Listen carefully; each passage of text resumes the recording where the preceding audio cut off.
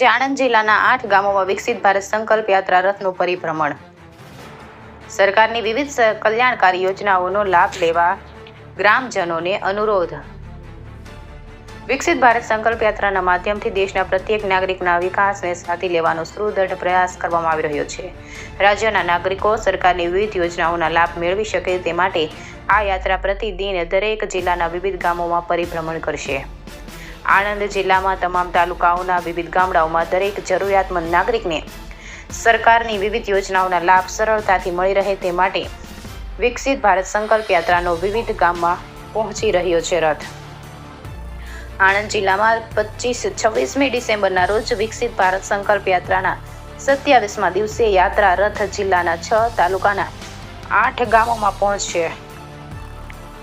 જેમાં આણંદ તાલુકાના રાસનોલ ગામે, પેટલાદ તાલુકાના વડદલા ગામે, તારાપુર તાલુકાના ખાનપુર અને ઇન્દ્રંજ ગામે, ઉમરેઠ તાલુકાના અહીમા ગામે, ખંભાત તાલુકાના ફીણાવ અને નંદેલી ગામે તથા બોરસદ તાલુકાના ભાદરણ ગામે વિકસિત ભારત સંકલ્પ યાત્રાનો રથ પહોંચશે અને ગ્રામજનોને સરકારની વિવિધ યોજનાઓની જાણકારી આપવાની સાથે જ વિવિધ યોજનાઓના લાભાર્થીઓને યોજનાકીય લાભ આપવામાં આવશે.